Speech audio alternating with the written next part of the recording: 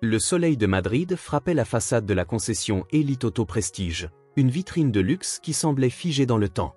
Les voitures exposées, des modèles rares et chers, étaient les véritables stars de ce temple du luxe. Les visiteurs, majoritairement des clients fortunés, déambulaient avec une certaine nonchalance entre les modèles dernier cri, les regards parfois plus rivés sur leur portefeuille que sur les véhicules eux-mêmes. Une atmosphère feutrée, marquée par l'élégance et la distinction, enveloppait chaque recoin de la concession. Amina Ben Ali, l'assistante personnelle de Zinedine Zidane, n'était pas du tout le genre de personne que l'on attendait dans un tel endroit. Vêtue d'un tailleur sombre et soigné, elle semblait décalée par rapport à l'image de la clientèle habituelle de l'endroit. À 28 ans, d'origine algérienne, elle portait en elle l'histoire de son parcours, et bien que l'extérieur ne laissait rien transparaître, elle savait que ce n'était pas son milieu. Mais Amina avait une mission, et une mission importante. Ce jour-là, elle n'était pas là pour être jugée sur son apparence, mais pour remplir une tâche de confiance donnée par son employeur, Zidane lui-même. Elle se dirigea vers la section des voitures électriques, où se trouvait le modèle particulier qu'elle devait inspecter, l'Audi RS e-tron GT édition spéciale. Ce véhicule n'était pas simplement un caprice, mais un cadeau destiné au fils de Zidane pour son anniversaire, un geste qui symbolisait bien plus qu'un simple achat. C'était une œuvre d'art à ses yeux, mais aussi une manière de lui offrir quelque chose d'unique, une voiture qui se démarquait par son design audacieux et sa technologie avant-gardiste. Lorsqu'Amina s'approcha du modèle, elle sentit immédiatement les regards des employés se poser sur elle, lourds et scrutateurs. Leur attitude la mettait mal à l'aise, mais elle garda son calme. Elle savait pourquoi elle était là et ce qu'elle devait accomplir. Ses pas résonnaient sur le sol en marbre poli tandis que les regards se concentraient de plus en plus sur elle, non sans une pointe de mépris. Ce n'était pas tous les jours que quelqu'un comme elle entrait dans une telle concession, et il suffisait de jeter un coup d'œil à la manière dont les autres clients l'observaient pour comprendre qu'elle n'était pas la bienvenue dans ce lieu. Alors qu'elle s'apprêtait à examiner la voiture de plus près, la directrice de la concession, Sylvie Moreau, apparut comme une silhouette imposante et parfaitement soignée, le genre de personne à qui l'on confierait sans hésiter la gestion d'un empire. Avec sa coupe de cheveux impeccable et son tailleur soigné, elle semblait être l'incarnation de l'élégance et du raffinement. Mais derrière son sourire figé se cachait une hostilité qu'Amina percevait immédiatement. « Puis-je vous aider ?» demanda Sylvie, ses mots empreints d'une politesse glaciale. Un sourire poli, mais qui n'atteignait pas ses yeux. Amina, consciente des tensions qui se créaient, répondit calmement « Bonjour. Je suis ici au nom de Monsieur Zidane. Il m'a envoyé pour inspecter ce véhicule. » Elle tendit une autorisation signée de la main de Zidane, un document qu'elle savait être suffisant pour légitimer sa présence. Sylvie, néanmoins, la regarda d'un air distrait, presque amusé. Elle haussait un sourcil, un léger sourire moqueur sur les lèvres. « Zidane ? Le footballeur ? Vraiment ?» dit-elle avec un rire cynique qui se propagea parmi les employés et les quelques clients qui étaient présents. Elle s'adressa alors à Amina comme si elle était une enfant naïve, oubliant presque que l'assistante de Zidane pouvait entendre ses paroles. « Et moi, je suis la sœur du roi d'Espagne », ajouta-t-elle en ricanant. La salle était silencieuse, sauf pour ce rire moqueur qui flottait dans l'air. Amina, bien qu'habituée à ce genre de remarques désobligeantes, garda son calme. Elle savait que répondre à la provocation ne ferait que dégrader la situation. Mais ce qu'elle ne savait pas, c'est que cette rencontre allait prendre un tournant inattendu, un tournant qui allait non seulement changer la perception qu'Amina avait de cet endroit, mais aussi marquer un avant et un après pour tout le monde dans cette concession de luxe. Le climat dans la concession était devenu lourd. Amina, bien que extérieurement calme, ressentait l'humiliation monter en elle. Les clients présents, tous impeccablement habillés, chuchotaient entre eux, se jetant des regards curieux. Les vendeurs restaient immobiles, figés dans un malaise palpable. Sylvie, la directrice, n'avait aucune intention de cacher son mépris. Ce qu'elle ne comprenait pas, c'était que, même dans ce milieu de luxe où l'apparence était primordiale, Amina n'était pas là pour plaire aux yeux des autres, mais pour accomplir une mission importante. Sous le regard perçant des employés et des clients, Sylvie commença à prendre un ton plus acerbe, et ses paroles se firent encore plus cinglantes. « Vous savez, je suis vraiment surprise que Monsieur Zidane ait envoyé quelqu'un comme vous. Vous n'êtes pas à votre place ici, » lança Sylvie d'un air hautain, tout en scrutant Amina du regard, comme si elle était une simple intruse. Les mots de la directrice résonnaient dans la grande salle silencieuse. Il n'était pas seulement une critique personnelle d'Amina, mais aussi un jugement social brutal.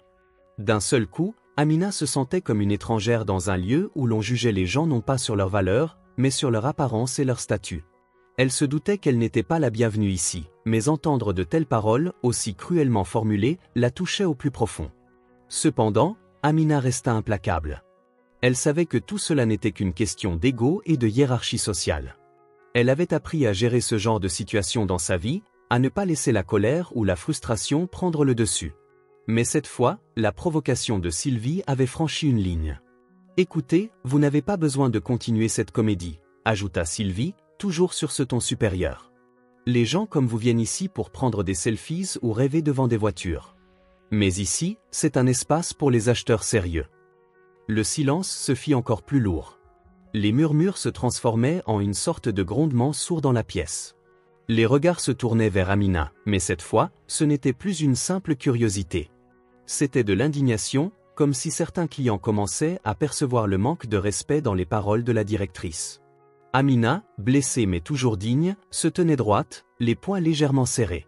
Elle se sentait profondément humiliée, mais elle ne céda pas à l'envie de répliquer avec la même brutalité. Après tout, ce n'était pas elle qui avait besoin de prouver quoi que ce soit ici. C'était la directrice qui faisait preuve d'une arrogance déplacée. Cependant, au moment où elle s'apprêtait à répondre, une porte massive s'ouvrit dans le fond de la concession. Les bruits de la salle se turent instantanément, et tous les regards se tournèrent vers l'entrée. Zidane venait d'arriver. Sa silhouette imposante traversa la pièce avec une aisance naturelle, une présence calme mais indéniable. Vêtu d'un jean décontracté et d'un polo bleu marine, il semblait totalement à l'aise, comme s'il venait tout juste d'entrer dans un café de quartier, et non dans une concession automobile de luxe. Loin des costumes et des cravates impeccables des clients habituels, il dégageait une aura de simplicité et de charisme qui contrastait nettement avec l'ambiance figée du lieu. Son regard balaya immédiatement la scène. Il perçut instantanément la tension, le malaise qui flottait dans l'air, et remarqua la position d'Amina, à quelques pas de Sylvie, le visage légèrement tendu, mais toujours serein. Zidane avait entendu suffisamment de bruit derrière la porte pour savoir que quelque chose n'allait pas. Il ne se laissa pas démonter par l'atmosphère et se dirigea droit vers Amina. « Tout va bien, Amina ?» demanda-t-il calmement, mais d'une voix ferme qui imposait le respect. Ses yeux se posèrent sur la directrice, qui blêmit immédiatement en le voyant. Sylvie, prise de court, tenta de masquer son embarras en changeant immédiatement de ton, passant de l'arrogance à une chaleur artificielle. « Monsieur Zidane ? Quelle surprise !» s'exclama-t-elle précipitamment, ses mots sortant presque dans un souffle. « Nous étions justement en train de parler de vous. » Zidane n'accorda qu'une fraction de seconde à son sourire gêné et se tourna vers Amina, ses yeux la cherchant avec une tranquillité absolue. Il avait bien compris ce qui s'était passé. Il avait vu l'humiliation dans les yeux de son assistante, et cette injustice le mettait en colère. « J'ai entendu ce qu'elle vous a dit. Vous n'avez rien à prouver, Amina, dit-il simplement, avec une assurance tranquille mais puissante. Il se tourna ensuite vers Sylvie, et, d'une voix calme mais ferme, il la fixa droit dans les yeux. « Savez-vous d'où je viens, madame ?» demanda-t-il doucement, chaque mot chargé de sens. Il laissait planer une tension palpable avant de continuer. « J'ai grandi à la Castellane, un quartier populaire de Marseille. Mon père était ouvrier, ma mère femme au foyer. Si vous aviez croisé ma famille à l'époque, vous leur auriez aussi dit qu'ils n'avaient rien à faire ici ?» Le silence dans la concession se fit plus lourd encore. Les clients, qui jusque-là avaient observé la scène comme des spectateurs, se tenaient désormais immobiles, comme si un voile de respect avait été jeté sur eux. Sylvie, déstabilisée, tenta de formuler une réponse, mais ses mots se perdaient dans un souffle hésitant. Zidane la coupa sèchement. « Amina gère mon agenda, mes rendez-vous, mes voyages, et bien plus encore. Si elle vient ici, c'est comme si j'étais ici moi-même. » Ces mots, simples mais d'une force impressionnante, frappèrent Sylvie de plein fouet. Elle tenta de trouver une excuse, mais elle était déjà trop en retrait. La situation lui échappait. L'atmosphère dans la concession automobile, déjà tendue, était désormais suspendue à chaque mouvement de Zidane. La réaction de la directrice, Sylvie, était une mer calme à l'extérieur mais agitée à l'intérieur. Elle semblait perdue, incapable de reprendre le contrôle de la situation. La situation qui, en un instant, était devenue bien plus qu'une simple querelle entre une cliente et une employée. C'était désormais un affrontement entre l'arrogance d'une hiérarchie sociale et la dignité d'une femme sous-estimée. Zidane n'avait pas fini de faire retentir ses paroles. Il était un homme de peu de mots, mais ses mots portaient un poids immense. Les clients qui, jusque-là, avaient observé la scène comme de simples témoins, semblaient désormais prendre une part active dans cette bataille silencieuse. Ils s'échangeaient des regards, cherchant à comprendre ce qui allait se passer ensuite, mais aucun ne semblait vouloir s'interposer. Leur visage était figé, conscient que quelque chose de significatif était en train de se jouer sous leurs yeux. Amina, bien que blessée par l'humiliation publique infligée par Sylvie, n'avait jamais eu l'intention de se laisser abattre. Elle ne voulait pas que cet incident devienne une simple victoire de l'ego. Amina, avec la sagesse que Zidane lui avait souvent enseignée, savait qu'une réaction impulsive ne ferait qu'alimenter la haine et la division. Ce n'était pas la vengeance qu'elle recherchait, mais une transformation. « Zidane » dit-elle finalement, d'une voix calme et posée, brisant le silence. Sa réponse, loin d'être une riposte cinglante, était une invitation à dépasser ce qui venait de se passer. Zidane se tourna vers elle, un léger sourire aux lèvres. Il savait que sa présence et ses paroles avaient déjà beaucoup fait, mais il sentait que ce n'était pas encore tout à fait fini. Ce que Amina allait dire maintenant serait crucial. « Je préfère qu'on transforme cette humiliation en quelque chose de plus grand, » dit-elle avec fermeté, mais sans colère. Les mots étaient simples, mais leur signification résonnait profondément. Elle regarda Sylvie, dont le visage, toujours teinté de rouge, commençait à montrer des signes d'anxiété. Sylvie, qui pensait que la situation allait se dissiper après l'intervention de Zidane, se rendit rapidement compte que la discussion prenait une tournure différente de ce qu'elle avait anticipé. Elle baissa les yeux, se sentant soudainement inférieure. Amina n'avait pas choisi la confrontation, mais la reconstruction. Peut-être est-ce l'occasion d'ouvrir cette concession à une autre vision, continua Amina. Sa voix n'était plus celle de quelqu'un qui se sentait lésé, mais celle d'une personne résolue à faire avancer les choses, à changer les mentalités.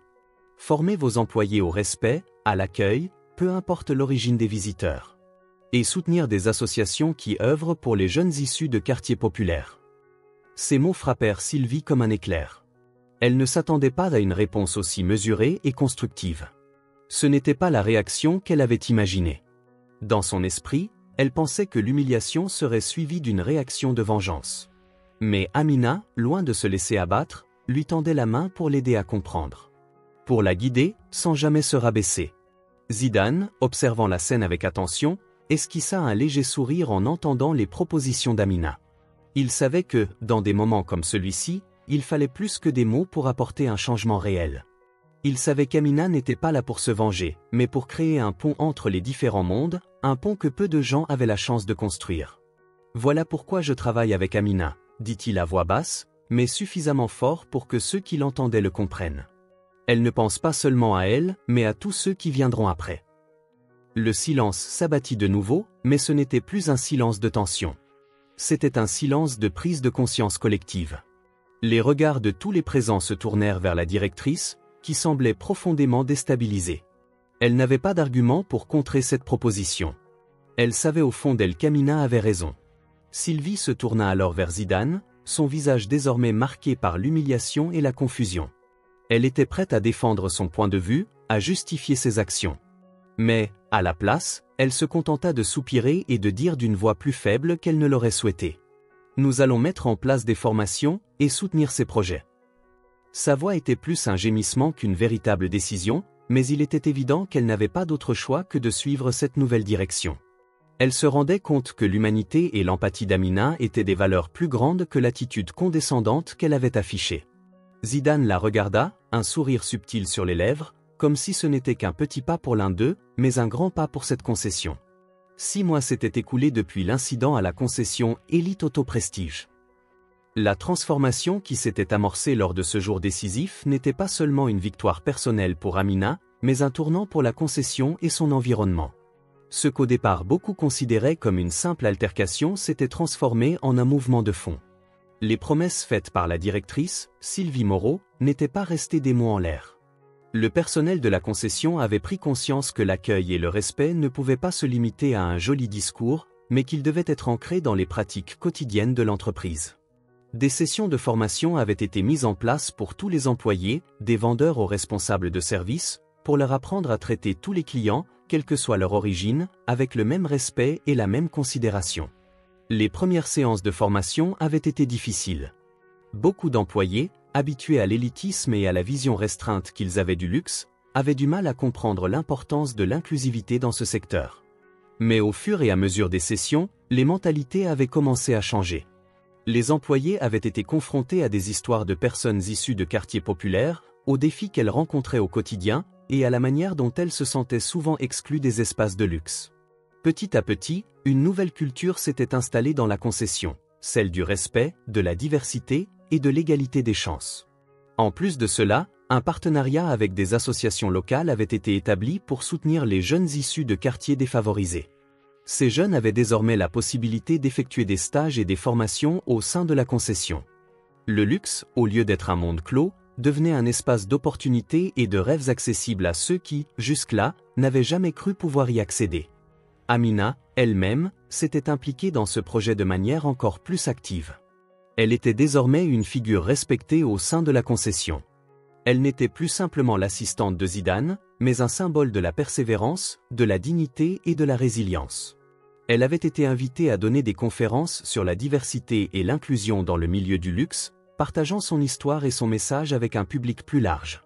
Elle était devenue un modèle pour ceux qui se sentaient marginalisés ou injustement traités. Lors de ces conférences, elle parlait sans détour de l'importance d'élever les autres et d'ouvrir des portes, plutôt que de les fermer. Lors de l'une de ces conférences, Amina s'adressa directement aux dirigeants d'autres entreprises du secteur. Le luxe n'est pas seulement une question d'argent, de voitures ou de maisons somptueuses. C'est une question de valeurs humaines. Et l'une des valeurs les plus précieuses que l'on puisse offrir à ceux qui en ont besoin, c'est la chance. Ces mots résonnèrent profondément auprès de son auditoire, et de nombreuses autres entreprises commencèrent à suivre l'exemple de Elite Auto Prestige, mettant en place des initiatives similaires dans le but de redéfinir ce qu'était réellement le luxe. Zidane, quant à lui, continuait d'apporter son soutien à Amina, tout en restant discret, comme toujours. Lorsqu'il revint à la concession 6 mois après l'incident, c'était pour récupérer l'Audi RS e-tron GT qu'il avait commandé pour son fils. Mais ce jour-là, il n'était pas venu seulement pour la voiture. Il était venu témoigner du changement radical qu'il avait vu se produire. L'accueil qui lui était réservé était tout sauf banal. Les employés, désormais bien formés à l'inclusivité et à l'accueil respectueux, étaient attentifs et courtois. Ils l'avaient reconnu immédiatement et s'étaient empressés de l'accueillir avec chaleur et professionnalisme. L'ambiance dans la concession était calme, mais empreinte de respect et de convivialité. Ce n'était plus une simple vitrine de luxe, c'était devenu un lieu où l'on pouvait se sentir respecté, peu importe ses origines. Amina était là, bien sûr, mais elle n'était plus l'objet de la curiosité des employés. Elle était une collaboratrice respectée. En la voyant, Zidane esquissa un sourire, plein de fierté. Elle avait contribué à bâtir quelque chose de bien plus grand que ce qu'elle aurait pu imaginer le jour de l'incident. Un changement durable était désormais en place. Lorsqu'il s'approcha de la voiture, Zidane prit la parole, comme s'il s'adressait à l'ensemble des employés et aux quelques clients présents. « Ce n'est pas qu'une voiture », dit-il en souriant légèrement, tout en caressant la carrosserie de l'Audi. « C'est un symbole. Un rappel que le vrai luxe, c'est le respect. » Ces mots résonnèrent dans l'espace, portés par la conviction de Zidane. L'équipe de Elite Auto Prestige avait maintenant compris que le luxe ne se mesurait pas uniquement par des voitures de collection ou des montres en or, mais par l'intégrité et l'accueil qu'une entreprise offrait à ses clients. Le vrai luxe, celui qui a du sens et qui dépasse les apparences, était celui qui ne se souciait pas de l'origine des gens, mais de la qualité de leur caractère. Amina, observant Zidane, sentait une satisfaction profonde. Ce n'était pas la voiture, ni la reconnaissance publique, qui comptait pour elle. Ce qui comptait, c'était d'avoir changé les choses de manière significative.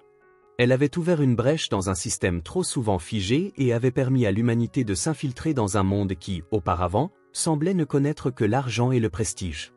Le temps avait passé, mais l'incident survenu à la concession Elite Auto Prestige demeurait dans les mémoires de ceux qui y avaient été témoins.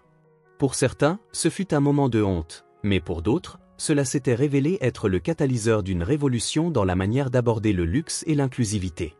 La concession, autrefois un lieu où l'élitisme régnait, était désormais un exemple à suivre pour de nombreuses entreprises du secteur automobile.